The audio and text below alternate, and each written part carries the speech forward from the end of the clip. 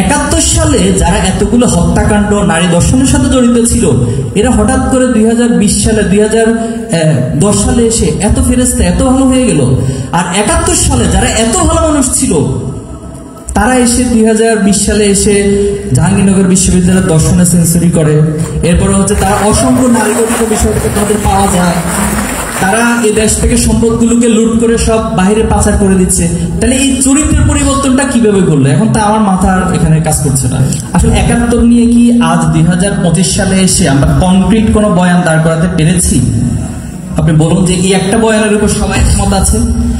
এখন আসেন, আপনি যদি ইন্ডিয়ার লেন্স থেকে 71কে দেখেন, ইন্ডিয়া তাদের বয়ানে যেটা বলে যে 71টা যুদ্ধ ছিল পাকিস্তান এবং ইন্ডিয়ার, সেখানে ইন্ডিয়া জয়লাভ করেছে এবং এটা মূলত ক্রেডিটটা এবং অ্যাচিভমেন্টটা ছিল ইন্ডিয়ার।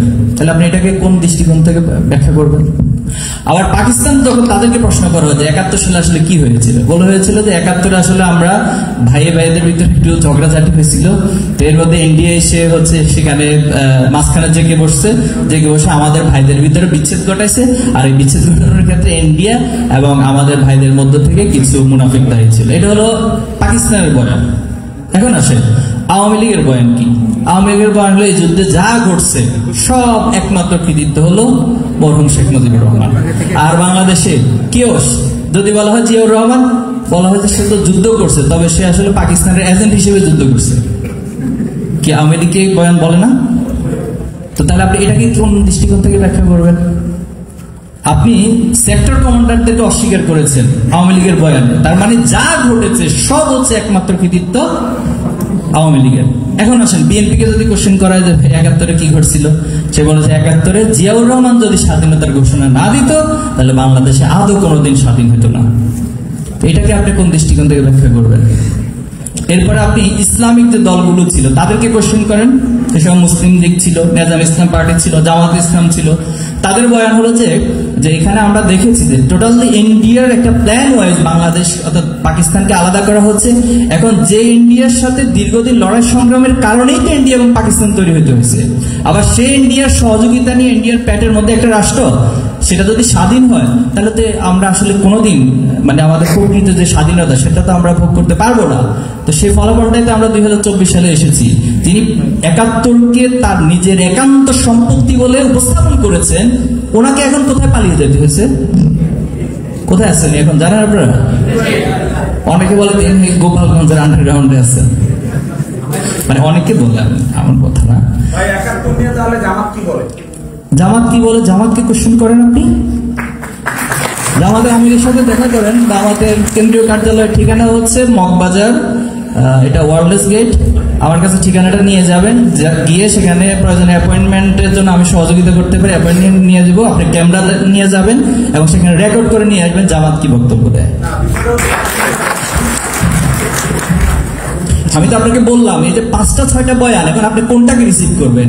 ইন্ডিয়াটা রিসিভ করবেন, নাকি পাকিস্তানটা রিসিভ করবেন, নাকি আওয়ামী লীগটা রিসিভ করবেন, নাকি বিএনপিটা রিসিভ করবেন, নাকি মুসলিম যে দলগুলো ছিল তাদের বয়ানকে রিসিভ করবেন? কোনটা রিসিভ করবেন? আগে আমার এই 5টা থেকে আপনি একটা রিসিভ করে নেন, অথবা যে কোনো একটা কনক্রিট বয়ান দাঁড় করান। না, আপনি তো হচ্ছে বিএনপির কথা বললেন, আপনি হচ্ছে আওয়ামী লীগের কথা বললেন, আপনি ভারতের কথা বললেন, পাকিস্তানের কথা বললেন, জামাতের কথা অ্যাভয়েড করবেন। হ্যাঁ, জামাতের কথাটাই তো বললাম। জামাত বলেছে যে ইন্ডিয়ার সহযোগিতা নিয়ে যদি এই দেশ আলাদা হয় তাহলে জামাত যেটা বক্তব্য দেয়, আমি জামাতের কোড আনকোড বলছি, ওকে? তো সে ইন্ডিয়ার সহযোগিতা নিয়ে যদি স্বাধীন হয় তাহলে এই দেশ আসলে প্রকৃত অর্থে কোনোদিন স্বাধীন হতে পারবে না। আর স্বাধীনতার যে মূল মন্ত্র ছিল সাম্য, এরপরে সাম্য, স্বাধীনতা, সবার অধিকার, ন্যায় বিচার, কিন্তু সেটা কি আওয়ামী লীগ প্রতিষ্ঠা করতে পেরেছে?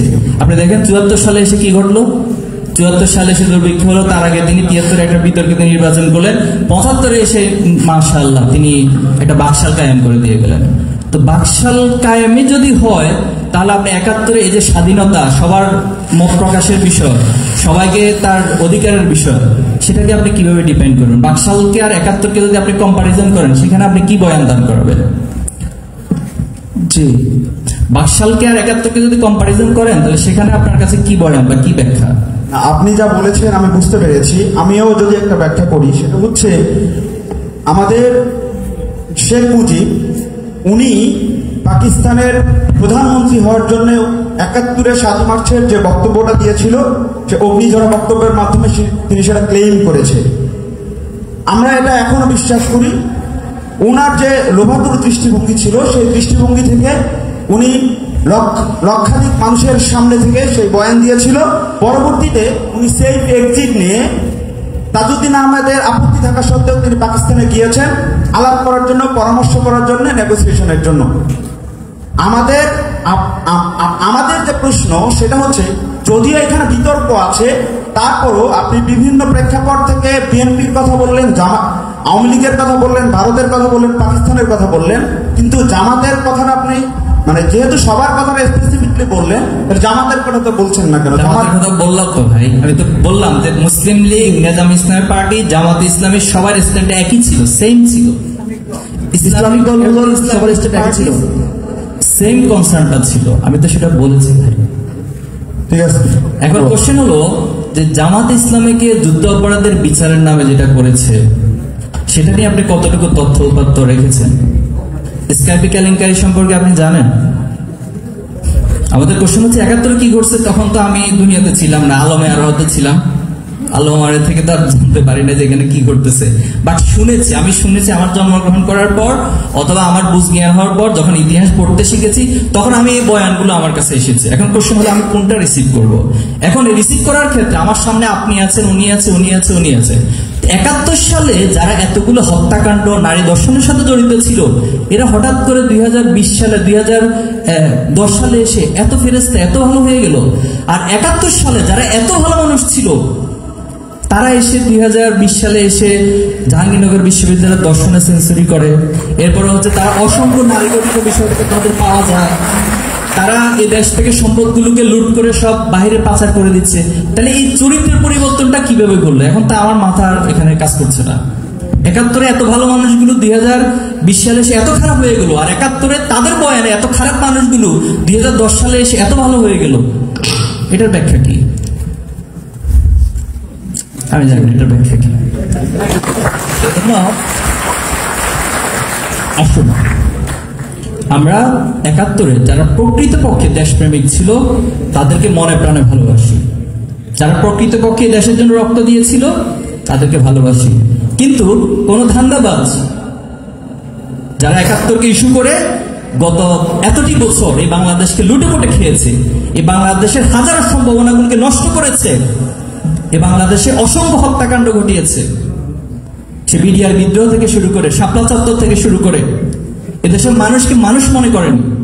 যে তার বিরোধিতা করেছে, যে তার ক্ষমতার জন্য প্রতিদ্বন্দ্বী হয়েছে, তাকে সে নিঃশেষ করে দিয়েছে।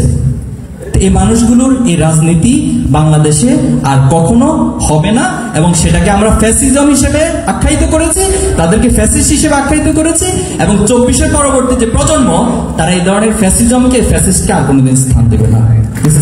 জি, ধন্যবাদ।